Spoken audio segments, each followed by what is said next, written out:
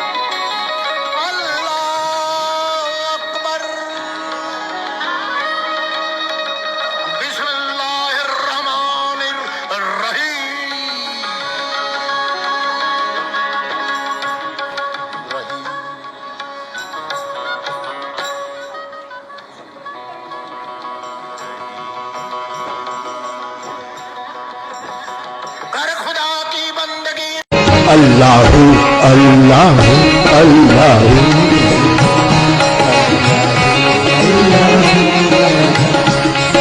कहाँ नमामि शमीशान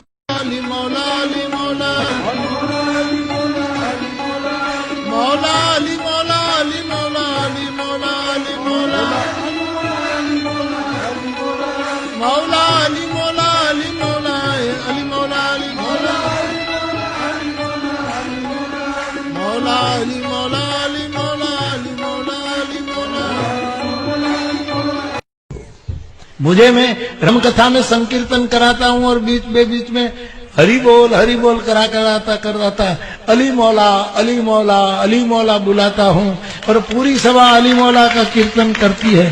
तो कई धर्मगुरु मुझे भी पूछते हैं कि आप हरि बोल के साथ अली मौला को क्यों लाते हैं। मैंने कहा मैं लाता नहीं, अली मेला मुझसे बोल रहा है। ये बापू नहीं है, डाकू है। बापू नाम तो शर्म आती है कहते हुए। मैंने देखा है क्या क्या पाखंड और नौटंकी चलता है। भगवान राम की कथा कहने आते और भगवान राम की जिंदगी के वो प्रसंग कभी नहीं सुनाते जो हम में वीरता पैदा करें, जो साहस पैदा करें। राम की जिंदगी में बहुत सारा हिस्सा साहस का है, वीरता का है। जब 14 वर्ष के लिए वनवास चले गए राम, तो हमको सुनाई जाती है राम की जो कथा ना, उसमें कहते हैं राम ने 14 साल एक ही काम किया, हाय सीते हे सीते, हाय सीते हे सीते, हाय सीते। ये सुनाते हैं हमको, हाँ यही सुनाते हैं निकाल के कहानी में से। और मैं कहता हूं कि राम को अगर हाय सीते हे सीते हाय सीते यही करना था 14 साल, तो दूसरा विवाह क्यों नहीं कर लिया। सैकड़ों राजा तैयार थे अपनी राजकुमारियों को राम को देने के लिए, वो तो कर लेते दूसरा विवाह। क्योंकि हाय सीते हे सीते हाय सीते हे सीते, एक स्त्री के लिए अगर वो इतने ही बिलख रहे थे, तड़प रहे थे, दूसरा विवाह कर लेते। तो ये सब चुप हो जाते हैं, फिर बात नहीं करते।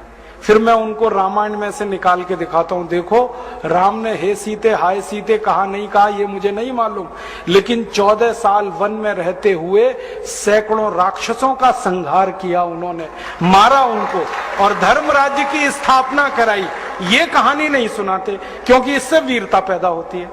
तो राम का जो वीरत्व है वो नहीं सुनाएंगे आपको, उनकी जो कमजोरियां हैं वो सुनाते हैं आपको।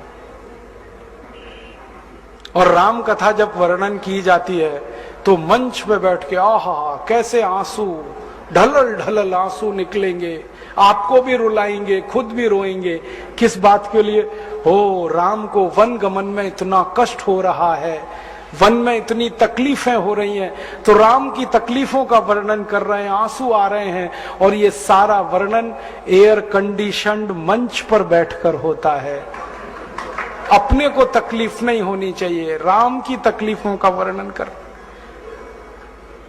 एयर कंडीशन मंच चाहिए, एयर कंडीशन घर चाहिए रहने के लिए, एयर कंडीशन कार चाहिए और चार्टर्ड प्लेन चाहिए आने और जाने के लिए, तब राम की कथा सुनाई जाएगी।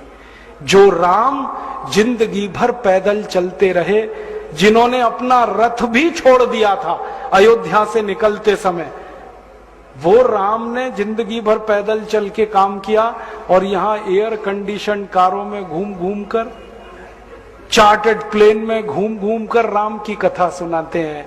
वो कथा वथा नहीं है, वो उद्योग है, व्यापार है, बिना टैक्स का।